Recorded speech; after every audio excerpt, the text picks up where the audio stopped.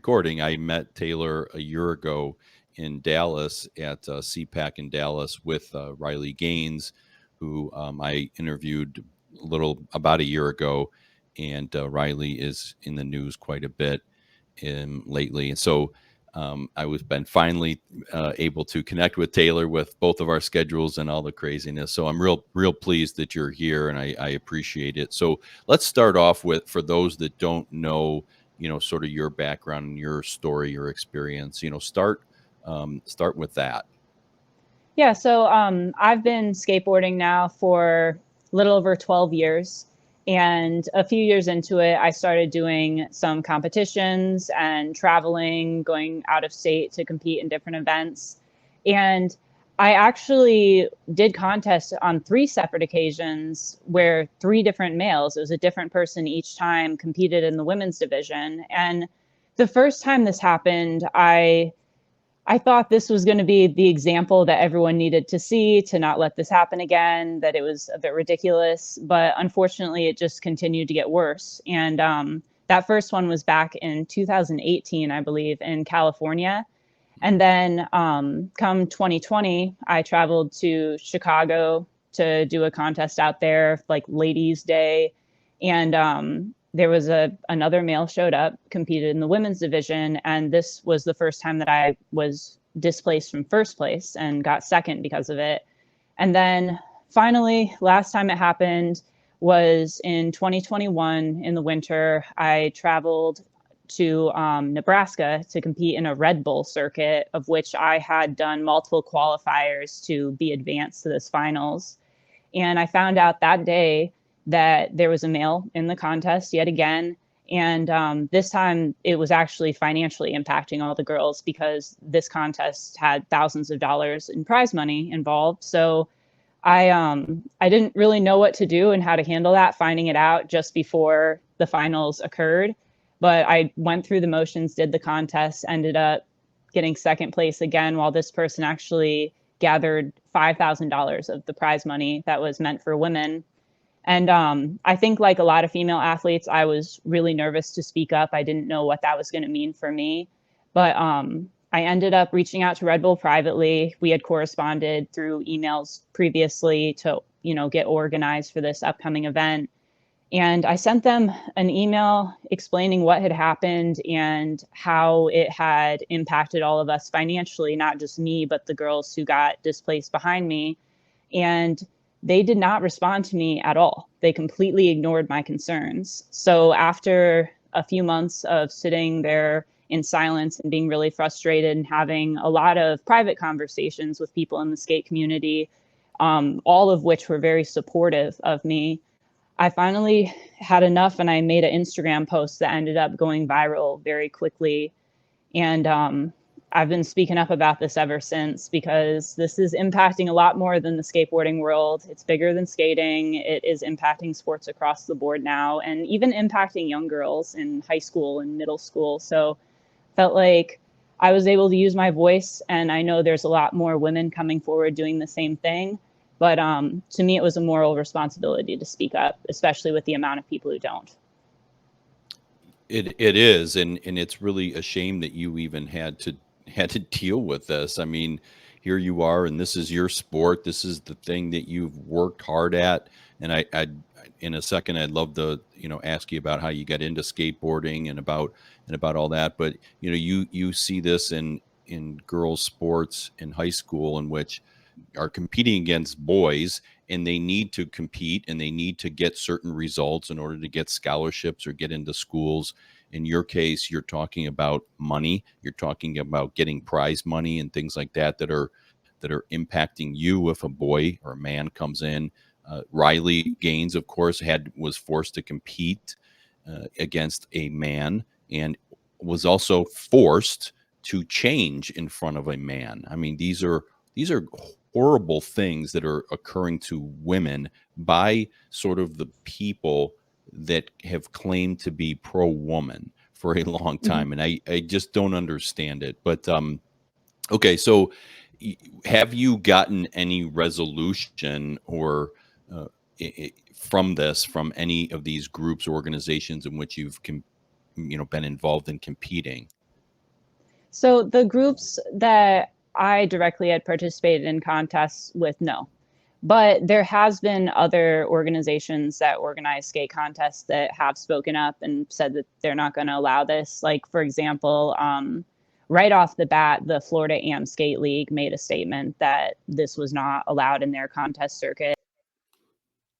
Run by an old pro vert skater. He's really awesome, Rodney Mead, an old friend of mine as well.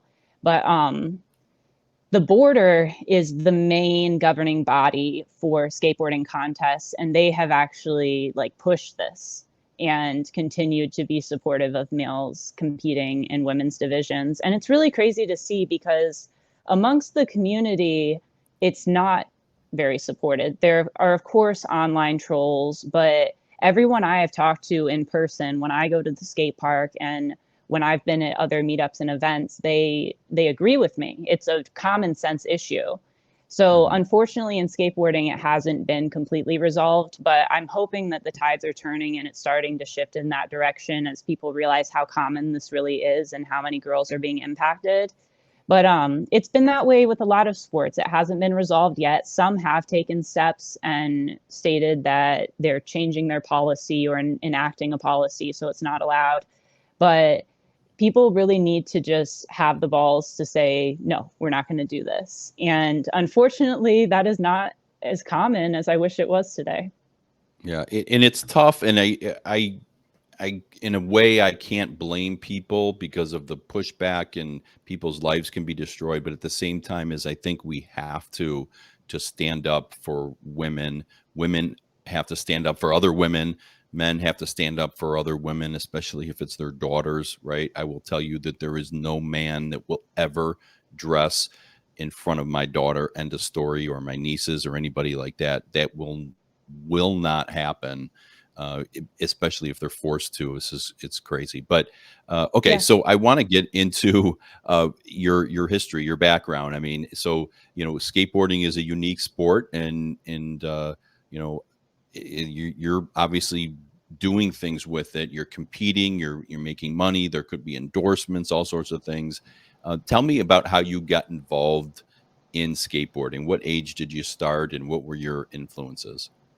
So I actually got involved in skateboarding kind of late. And what led me to become interested in it was I grew up as an athlete. I played school sports. I was like a softball pitcher for many years. I played basketball for a long time before deciding to focus entirely on softball.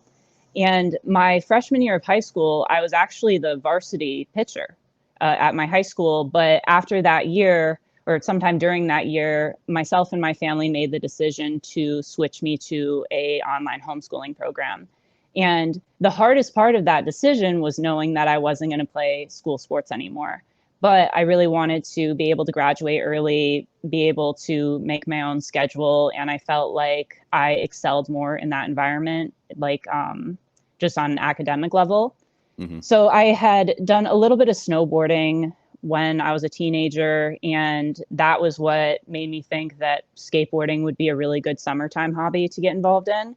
So I got a skateboard with no expectations of what I could end up doing with it, but I really fell in love with it and I just kept doing it and it became like a daily thing. And I never really like wanted to become a contest skater or anything like that, but the more local contests I started going to, I realized I was doing pretty well and I should expand and start traveling as well. And during this time, this was 12 years ago, so there's been a lot of growth with female skateboarding. And back when I started, I was like one of the only girls I knew who skated, like even in like the whole state of Michigan. But as there were more girls skating, there were more events specifically for girls starting to be organized. And that was really exciting. But unfortunately, it did not take very long for that to be invaded by males who were identifying as women and a lot of times raking in thousands of dollars in money by doing it. But yeah, it was just something that I didn't expect to enjoy as much as I did. But as soon as I started, it was a really good way for me to get exercise, for me to spend time with my friends, for me to express myself like in a creative way. and it just never got old. And I think that's true for a lot of skaters. A lot of people do it as kids and then continue doing it as adults, and they end up at the skate park every weekend. Well, you found something you enjoyed, you loved, and you became passionate about and had fun. I presume all these things, and you wanted to pursue it, and then lo and behold, the guys come in. So it's interesting to me that these skate groups, they don't have co-ed competitions. They only have men who claim to be women in the competitions with women, right? I mean, because if they were like, hey, we just want everyone, well, then have co-ed, right? But they Well, don't do that. sometimes with smaller contests and like more locally organized stuff, it is just everybody skates together. And Hmm. a lot of times, and I think this is true in many other sports too, the men's division is actually an open division. Like before I ever went to a contest where there was a women's division offered, I had competed in men's divisions and sometimes actually done well, but I was at the disadvantage. So Hmm. like it was not expected that I would do that well, but applauded more because I was the one who Yeah. was doing it at the disadvantage. But as we've seen it grow and more women's events be organized, that's been really positive for the women's skate community. But unfortunately, now we are going in the complete opposite direction. Yeah. So it's interesting to me that there are no women who claim to be men competing in men's track and field or Mm-hmm. men's basketball, right? I mean, if it was simply about, hey, they just identify and therefore they want to do something, there are, I don't know of any cases. There might be of, I don't know if they're called trans women, trans men. I don't even know what to call them, but women who claim to be men getting involved in men's sports. Are you seeing any of that? That is not happening at the same rate, and I think Hmm. the reason is pretty clear Yeah. because women are at the disadvantage. So Yeah. you see this the other way around. And to me, it is a very obvious case of sandbagging, for Hmm. lack of a better word, where someone is going and mopping the floor with a whole division of people. Hmm. And everyone watching is shocked. Like, I've been to contests where they're not cheering, they're upset about this. And I hear from parents and other girls who have been in contests in other places that I've not actually been at who are like, nobody was cheering when this person did their run, when this male did their run. People don't Hmm. like to see this. It is clearly unfair. But yeah, you don't see it the other way around, and that's because we are not at the advantage here. And that's an Yeah. argument I hear sometimes that it should all be the same. Everybody should just skate together. But there really is a reason in all sports why there's the female division in the first place, and that Mhm. is to include the women. And that is a step for female inclusion, not for inclusion of whoever feels like being in that division that day. Yeah, and we have that in all sorts of sports. I mean, in wrestling and boxing, MMA, you have weight classes, right? Because it would be completely a disgrace if a heavyweight went with a welterweight in a sport. I mean, we know that it's a reality. That's why they do it. It's not discrimination to say that I can't be an offensive lineman. I mean, look at me. I can't. It's okay, but there are there are various limitations, and if they had all co-ed everything, then girls wouldn't do very well, and that's not a Yeah. knock on women. They're just built differently, and that's okay. It's Yeah, we okay. wouldn't we wouldn't know about all the exceptional female athletes that we know of today if they didn't have that place to have that opportunity to succeed. Yeah, for sure. And I remember in the Olympics there were some, and I'm her name escapes me right now. That she was a track and field star. She did absolutely phenomenal, really exciting. If she was competing against men, she would be in last place in every race, and you wouldn't hear of her. She wouldn't have the opportunity and that she has, and it's really sad to me that this is going on. I'm sorry you have to deal with it, and that we're still dealing with it as a society. It's really crazy. So I am curious to ask Taylor how you learned the tricks that you learned. I last skateboarded when I was a kid, and I had a big big old skateboard. I think possibly I could do one minor trick at best.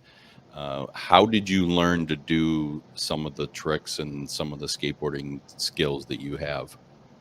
I think like anything, it's just practice. You have to love it to do it, especially in a sport where you are going to fall, you are going to get scraped up, you're going to get hurt. But when you love it and when you're motivated to keep trying it, you're going to learn it no matter what it takes. There are tricks that took me years to learn, but I've watched a lot of videos, skate videos of skaters who inspire me. I have been fortunate to skate with a lot of really talented people who have shed some of their knowledge on me. But yeah, I'm still learning as I go. I feel like with skateboarding, the more you do it, the more possibilities you think of. And in a weird way, when that happens, you almost feel like worse the better you get because the possibilities start expanding in your mind. But Mhm. just a lot of practice. I don't Yeah. think I'm like one of the greatest skaters or anything, but I think that I'm really interested in like being more creative and outside the box. And especially over the past few years, I got more into like old school freestyle skating, which has been a lot of fun for me. Like during 2020, when the lockdowns happened, I would just go in this little room in my basement every day with this little slab of concrete and just practice stuff that was more stationary because that was all the space I had to do at the time. But when you're Mhm. having fun, it doesn't seem like the same sort of challenge. Yeah. It's just having a good time, having a session. And with contests, I take it a little bit more seriously. If I'm going to travel across the country and be staying somewhere to be there, or I've had to go through qualifiers to even get there in the first place, I'm usually Mhm. focused more on consistency and trying to stand out with something creative rather than just throw myself down a stair set to do the hardest trick. But I found that that has worked best for me. But different skaters have different styles, and there's so many different ways to skateboard. So just finding something you love to do and are willing to stick to. But it can be frustrating too, like anything. And Yeah. you have to get a lot of rest and take care of yourself aside from just practicing. Like I try to eat healthy and get rest and take care of my body, go to the chiropractor, whatever it is that week. But So how many broken bones have you had? I've been asked this question a few times. I don't know the exact number. I've broken several fingers, which actually isn't that bad. It's usually just a splint. There was one that was really bad where my finger almost got torn off, but they reattached it. So it's Mm. doing fine, which is good because I play guitar also. So I was really concerned. But I've broken some ribs. I've had some stitches and staples. I had like a MCL injury at one point, but luckily it was just a few months off my feet. But nothing too severe. And I do wear like pads and helmet, especially for a transition. I made that deal with my dad when I was a teenager that if I was going to do this, I would wear the protective gear. So I've um I've done pretty good. I know people who have had really bad injuries, and I'm lucky I haven't had anything too bad yet. So what's the besides the practicing the moves and skateboarding, what is the workout that keeps you in shape? Do you do other types of running, yoga? What is it that you do to kind of keep yourself in shape? I haven't been doing this as much lately, but I went through a hot yoga kick for a long time, and I should get Mhm. back into it. But a lot of stretching, a little bit of work with dumbbells. I have to admit, I don't like cardio very much. I know it's good for me, but it's not my favorite thing. But I think like stretching and resistance bands and a little bit of work with weights has been really beneficial. But I go through periods of time where I'm slacking a bit too, so Mhm. I'm So still a what? person. Yeah, right. Yeah. What muscle group? And I'm just curious about it because I don't know about your sport all that much. What muscle group is most actively being worked when you're skateboarding? For me, I I feel like core is really important just because it plays into balance and everything. But Mhm. I have done a lot of work over the past decade to strengthen like my ankles and knees because especially in women, that's an area you're more prone to injuries. But I'm not a fitness guru or anything. I don't want it to come off like I'm trying to Yeah. be. But yeah, like just stability exercises with ankle, knees, hips. I think I carry a lot of my weight in like my thighs and my what would you say? I don't know what to call it, but like butt because Mhm. pumping around in bowls and transition, Yeah. like you gain some muscle there, but I'm not that strong.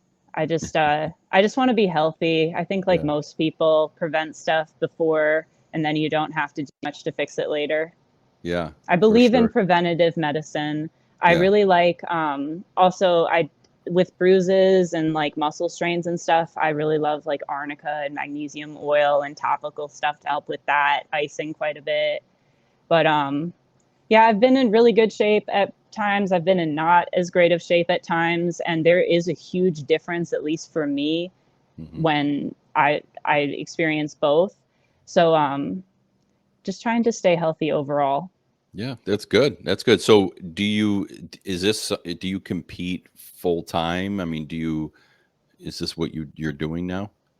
Well, my path kind of changed after that post, and I knew that I wasn't going to be competing forever because I'm 28 years old now. So I would a lot of times be in the older end of the group when I would go to do these contests, and Mhm. I I've done a couple local things since smaller contests, but I haven't really traveled or done any of the big circuits. And one of the reasons is I now have been working out at a media company. So I work at Timcast, and Tim Pool connected with me after this post blew up and had me out as a guest to come skate and then basically said, "Do you want to stay here and work here?" So I've been focusing more on what we're doing here and also speaking up about this issue. But at this point, I'll do a contest when it comes around, but I'm like working on like planning a wedding and I want to start having a family in the next couple years. And I feel like I've Yeah. entered a new phase of life there. And I'm really excited though for when I have kids, I want them to have a good experience and be able to be involved in athletics like I was because as a child, I never had to go through anything like this. And I Mhm. cannot imagine what that is like mentally to deal with and physically too in situations where girls have been injured. But I don't want my kids to go through that. And I went through this as an adult and I know how traumatic it was. So I want to do all that I can now in the position I'm in to prevent young girls from having to experience this too and never Yeah. having that experience of learning how to work on a team and building their confidence and being able to succeed when they work hard because those things are really important and not just to win a trophy, but these are things that build your character and give you life skills that you use forever. Yeah, well said. That is absolutely true. Like, my kids have been and are involved in sports, and none of them are going to the NBA, the NFL. But it's such great experience. It's fun. It teaches leadership, teaches how to win and lose, Mhm. perseverance, and discipline. Sports is so great for people. And as usual, the left is ruining everything. Anything they get their hands on, they ruin. Even something like girl sports, which should be a no-brainer, they want to invade and destroy that area, and it's really sad to me. But it's great that you're speaking out and you're doing all that you're doing because it is important, as you said, for your kids and for the next generation, because God only knows what they're going to face when Yeah. they're our age or so. Yeah, and to me, it's been really interesting, like being in a position where a lot of people reach out to me and want to share their own personal experience, or say that they're really supportive or Mhm. say thank you. And what I found is people all over the political spectrum agree on this issue, which is crazy because in when you look at politicians, they're all pushing for males to be able to compete in women's sports. But Mhm. amongst people, it is such a no-brainer issue that even someone who disagrees with me on everything else politically can say, "Hey, thank you for speaking up about this. I agree with you." And Mhm.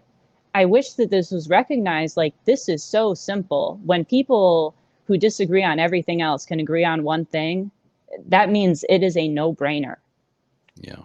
Yeah, it is a winning issue for our side. I agree because I always think about maybe that those leftists, their daughter who loves basketball, sitting on the bench in high school because 3 boys are playing ahead of her, right? Really great stuff. I'm glad we finally connected, Taylor. Thanks so much. Really excited for all that you're doing and glad you're speaking out. And I appreciate you coming on.